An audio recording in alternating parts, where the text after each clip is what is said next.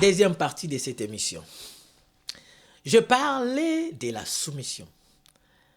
Vous savez, j'ai entendu plusieurs femmes dire que oh non, la soumission, c'est l'esclavagisme pour certains hommes. Et il y a même d'autres qui disent être soumise n'est pas égal à être esclave à l'homme. Parce que les hommes pensent que quand on se soumet à eux, on devient leurs esclaves. Sœur, la personne qui te dit ce genre de choses ne t'aime pas. Et vous savez quoi? Ce qui te détruit, toi, c'est parce que tu as tellement aujourd'hui plusieurs prédicateurs, plusieurs juges, plusieurs conseillers que tu ramasses de gauche à droite et dont certains sont que des vrais irritants.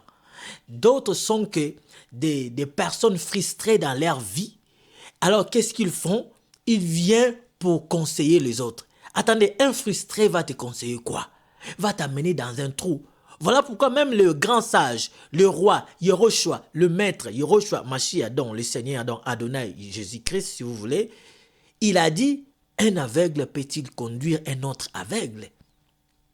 Mais non, un aveugle ne peut pas conduire un autre aveugle, voyons donc. Les deux tomberont dans un trou.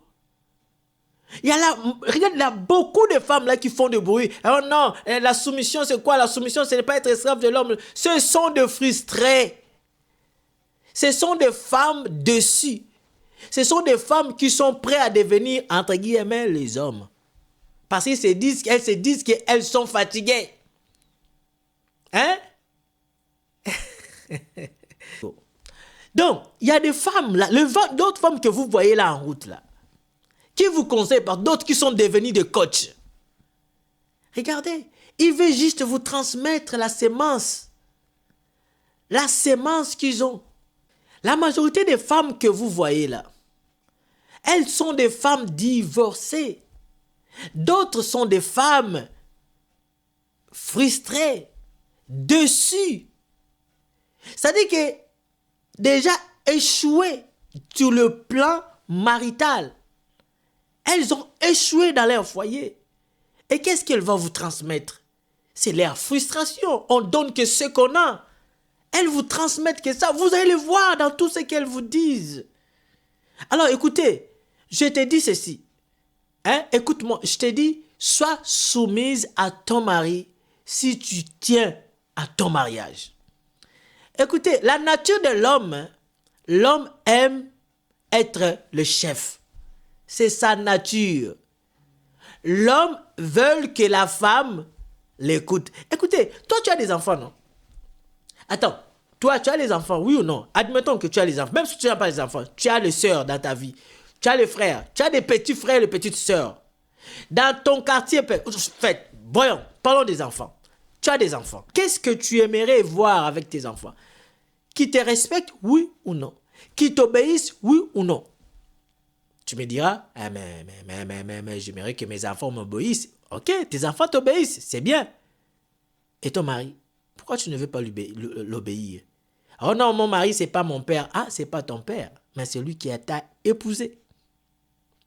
C'est pas ton père, mais c'est lui qui t'a épousé. Il est ton chef. Écoutez, je sais que ça fait mal. Ces langages, surtout en Occident, ça te dérange. Mais je vous dis, voilà pourquoi aujourd'hui en Occident, il y a trop de divorces. Pourquoi il y a trop de divorces? Parce que les gens ont perdu leurs repères. Les femmes veulent devenir des hommes et des hommes devenir des femmes. Quand tu as un homme dans la maison qui est oui à tout ce que tu dis, sache que tu es mal barré. Il y a deux choses. Soit il te prépare à quelque chose pour te faire bien du mal, soit, je dis bien soit, il est une femme chez un autre homme. Allez, je te dis. Parce que quand une femme déjà, un homme s'est fait comme femme chez un autre homme, chez sa femme, qu'est-ce qu'elle va faire?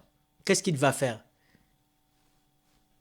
C'est sa nature d'abomination qu'il va démontrer aux autres, à sa femme. Écoutez, je vous conseille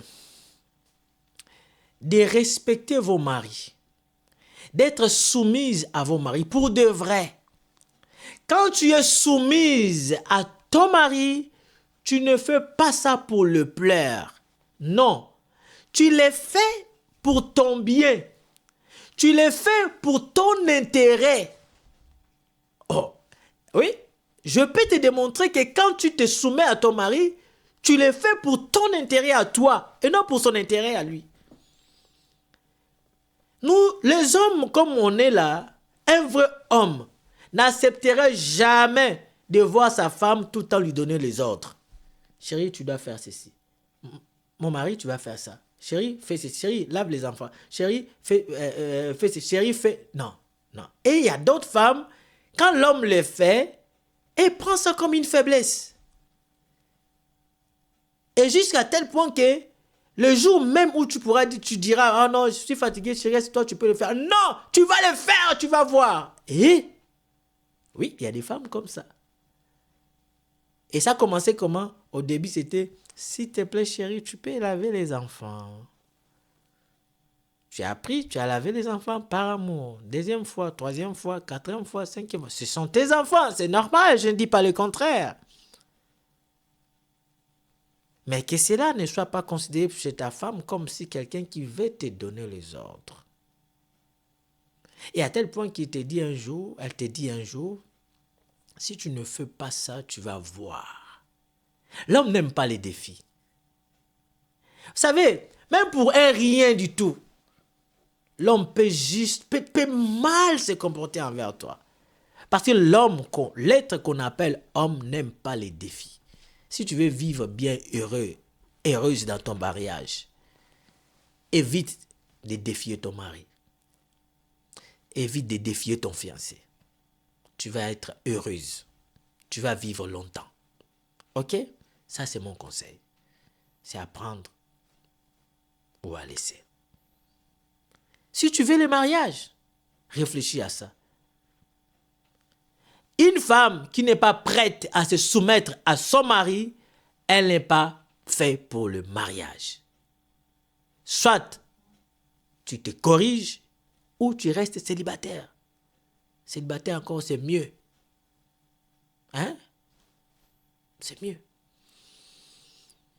Ok? Voilà. Et arrêtez d'aller embêter les gens dans les églises pour chercher le mariage. On ne cherche pas le mariage dans les églises. Ton comportement va t'aider à trouver le mariage. Tu peux aller dans les églises aujourd'hui, ce n'est pas l'église qui va te donner le mariage. Si par erreur tu le trouves, sache que c'est un mariage peut-être par l'hypocrisie. Donc, que ton comportement va détruire. Si tu as un bon comportement, gloire, tu as gagné. Mais si tu as un mauvais comportement, c'est fini. Une femme impolie, insoumise, infidèle, menteuse, c'est la carie. C'est la carie dans les os. C'est diabolique. Et la carie qui est dans les os, c'est comme la carie dans la dent. Ça fait comment? Ça fait très mal. Remarquez, tu as déjà souffert de la carie dentaire? Tu sais, quand la carie te fait mal, tu sais quel sentiment qu'on a? On a juste une seule idée et un seul sentiment, de l'arracher. Quand ça commence là à t'emmerder, là, à tirer, à faire très mal, à faire mal, la seule chose que tu cherches, c'est l'arracher. Et c'est ça, une femme querelleuse, que dit la Bible.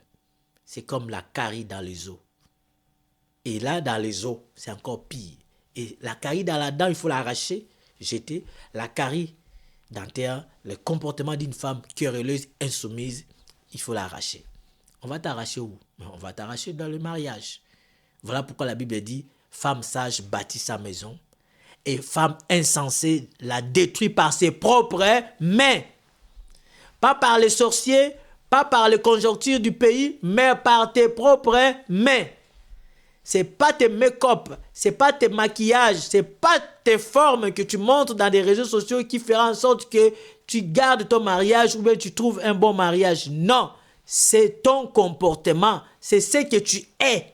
Car tout ce que tu portes, tu peux le perdre un jour. Mais ce que tu as à l'intérieur reste en toi jusqu'à ta mort. Bye.